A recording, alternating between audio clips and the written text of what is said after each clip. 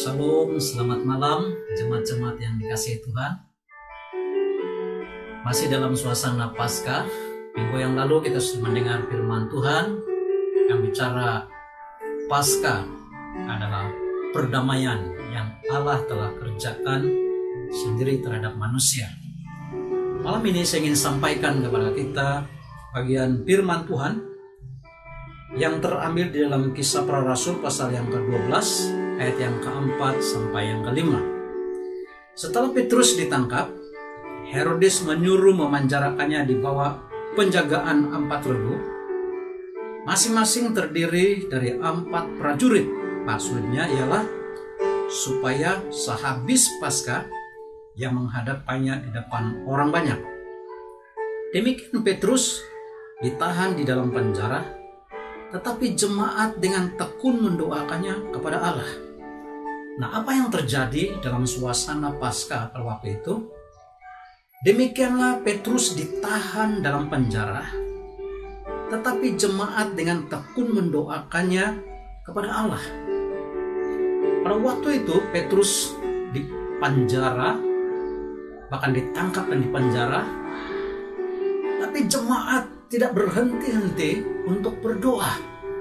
Dia mendoakan Petrus.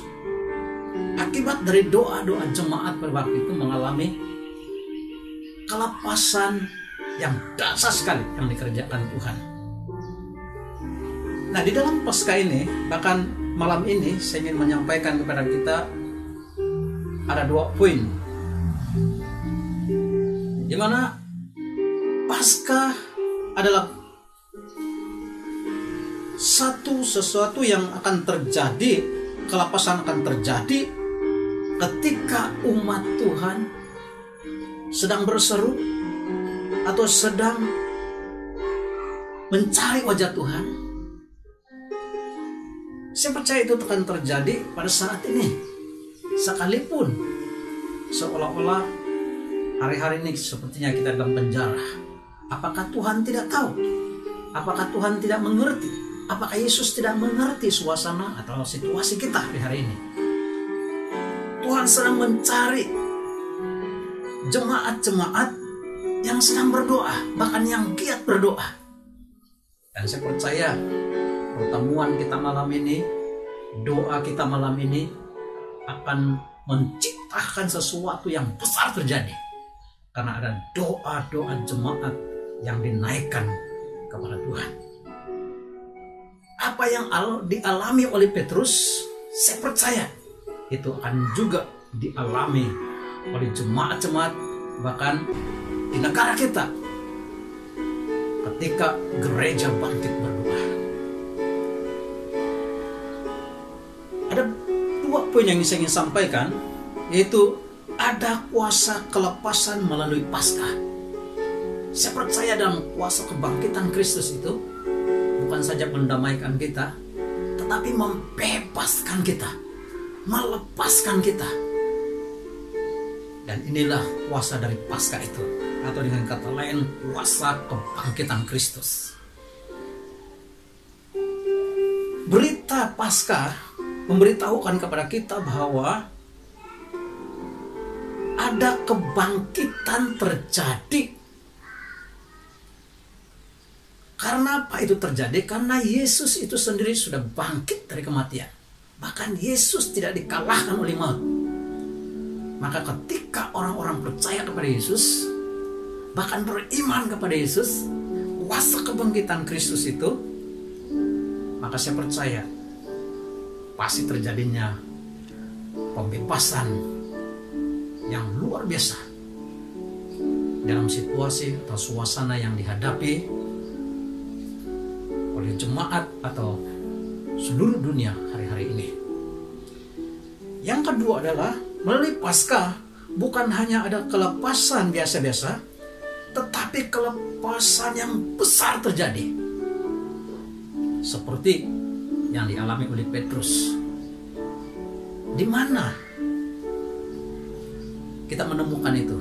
Karena ada jemaat yang berdoa. Kalau kita perhatikan ayat ini, demikianlah Petrus ditahan dalam penjara, tetapi jemaat dengan tekun.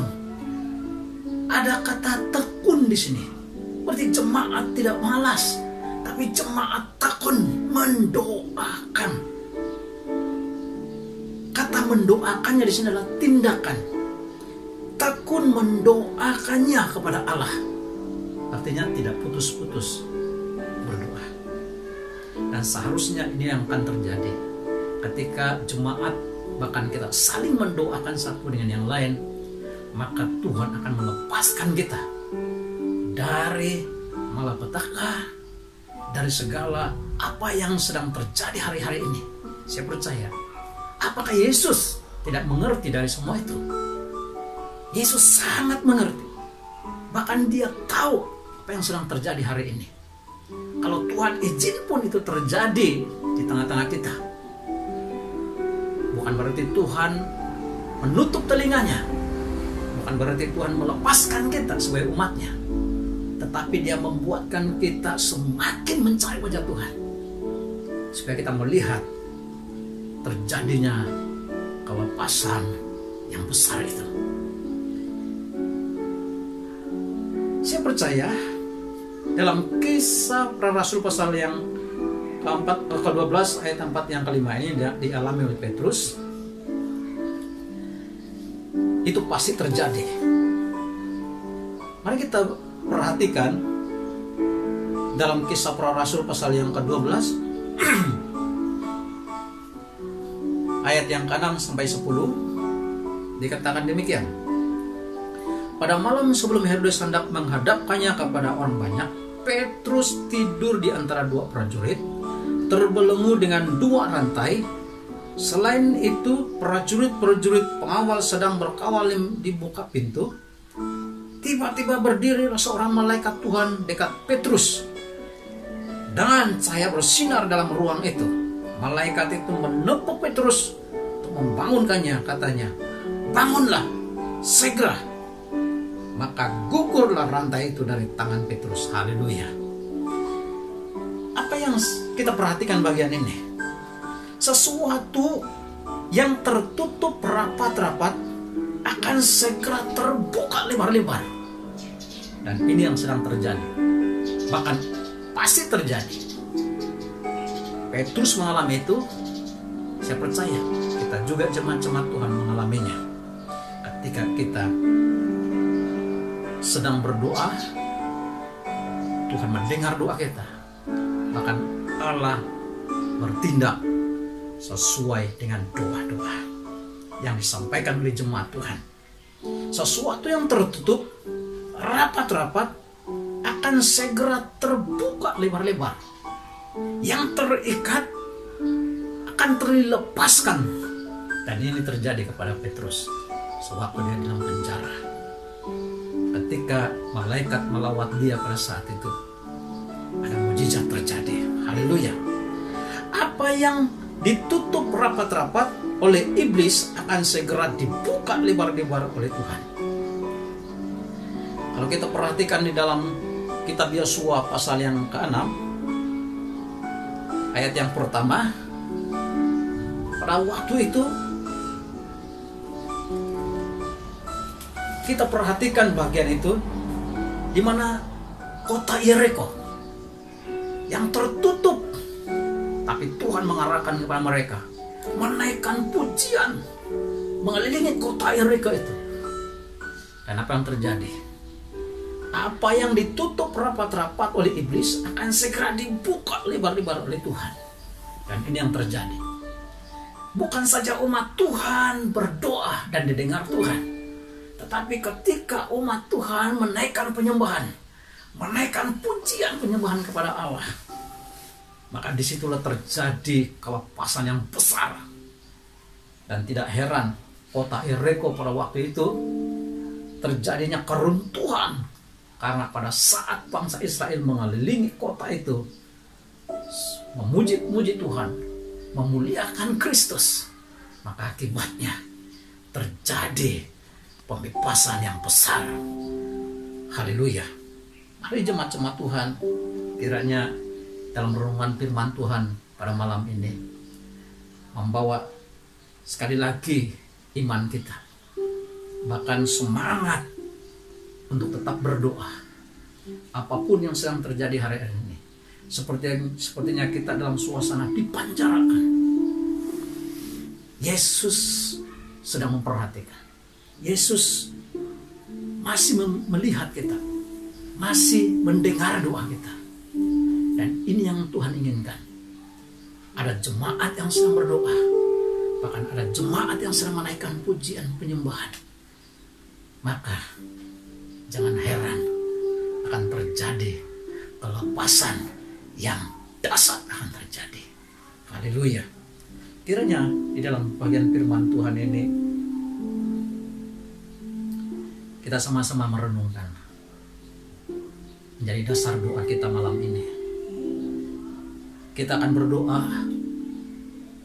malam ini supaya ada tuaian besar terjadi pada jiwa-jiwa, pada suku-suku bangsa yang belum mengenal Yesus sebagai Tuhan dan penyelamat mereka.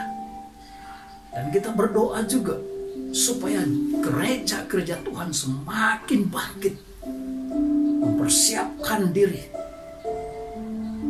untuk menanti kedatangan Tuhan kita Yesus Kristus. Yang ketiga, mari kita satukan hati kita berdoa, khususnya kepada jemaat-jemaat yang terpanggil, bahkan yang dipanggil Tuhan, dipercayakan Tuhan sebagai tugas, sebagai polis, tentara, bahkan sebagai nurse, supaya mereka dipakai Tuhan, berikan kesabaran berhadapan dengan situasi ini. Dan kita berdoa juga supaya masyarakat kita di Malaysia bekerja sama-sama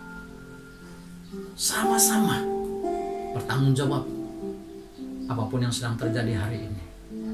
Itu membuatkan kita duduk di kaki Tuhan, mencari wajah Tuhan. Kita tetap bersyukur dan tidak bersungut. Saya percaya akan terjadi kelepasan yang besar sempena suasana Paskah ini. Tidak lama lagi kita akan menyambut namanya pencurahan Roh Kudus. Itu selepas Paskah akan terjadinya namanya pencurahan Roh Allah. Dan saya percaya untuk khotbah selanjutnya kita akan bicara tentang akan hari-hari yang terakhir Tuhan akan mencurahkan rohnya. Orang tua akan mendapat mimpi. Bahkan anak-anak muda akan haus dan lapar untuk mencari kebenaran Tuhan. Kita doakan itu akan pasti terjadi. Mari kita sama-sama berdoa malam ini. Kiranya nama Yesus ditinggikan, kerajaan nyata di tengah-tengah kita. Mari kita berdoa. Dalam nama Tuhan Yesus, saya percaya malam ini akan terjadi malam yang mujizat. Setiap jemaat Tuhan yang berdoa, doa-doa bukan sia-sia, tapi doa yang disertai dengan iman. Oleh iman yang percaya bahwa dalam kuasa kebangkitan Kristus itu akan membawa iman kepada jemaat-jemaat Tuhan. Kuasa kebangkitan itu akan membawa kami melihat sesuatu yang terjadi bukan saja pada Petrus, bukan saja pada waktu kota Yeriko, tetapi pada suasana seperti ini, apa yang kami hadapi COVID-19 ini, kami tahu ada kemenangan terjadi, ada kelepasan terjadi ketika jemaat gereja-gereja Tuhan bangkit bersatu berdoa. Janji Tuhan akan digenapi. Terima kasih Tuhan, karena Engkau sudah memberkati seluruh jemaat dimanapun kami berada. Tuhan sedang bekerja, bahkan Tuhan mendengar dengan kuasa dan tangan Allah yang bekerja. Di dalam nama Tuhan Yesus kami sudah berdoa. Haleluya.